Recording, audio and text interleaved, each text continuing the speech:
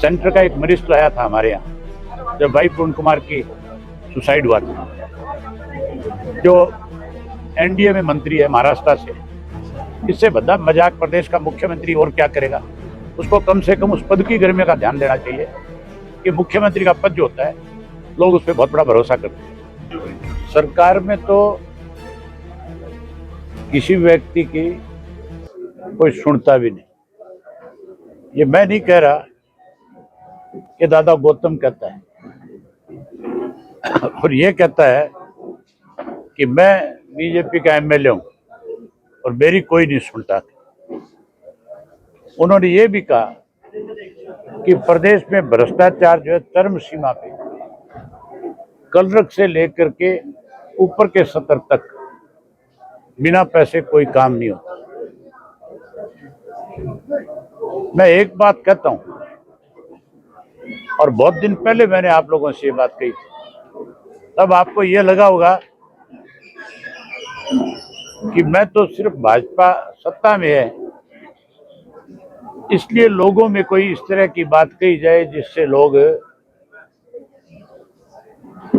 उस बात पे सरकार के ऊपर कहीं क्वेश्चन मार्क लगाए। जो बात मैंने कही थी वो बात सच साबित होगी।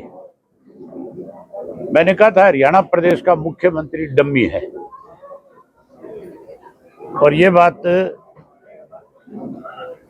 सेंटर का एक मिनिस्टर आया था हमारे यहाँ जब भाई पूर्ण कुमार की सुसाइड हुआ था, जो एनडीए में मंत्री है महाराष्ट्र से।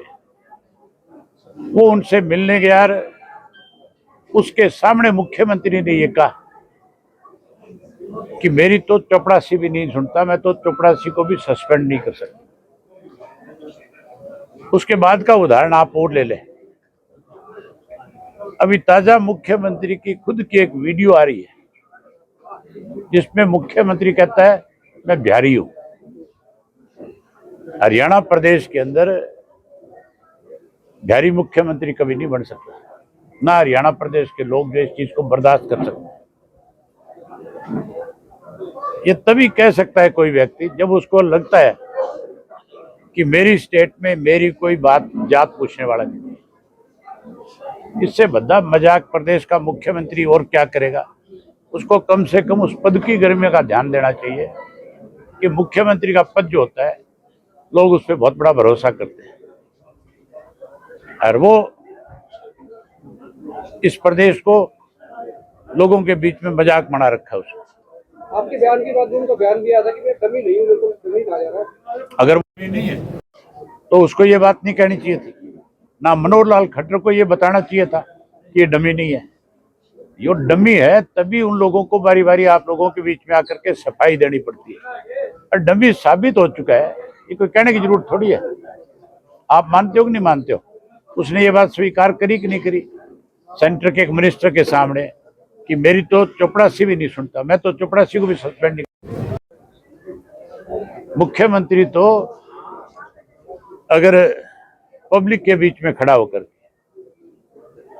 किसी बात का किसी गांव के साथ या किसी व्यक्ति के साथ अन्याय हो रहा है और वो कह दे कि नहीं इसका समाधान होगा, तो मुख्यमंत्री कह करके चंडीगढ़ नहीं जाता, उससे पहले समाधान होना चाहिए।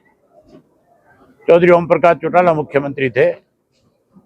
अगर कोई व्यक्ति अपनी समस्या उनके सामने रखता था और वो सही मायने में पीड़ित होता था तो उसके साथ के साथ न्याय हो जाता है।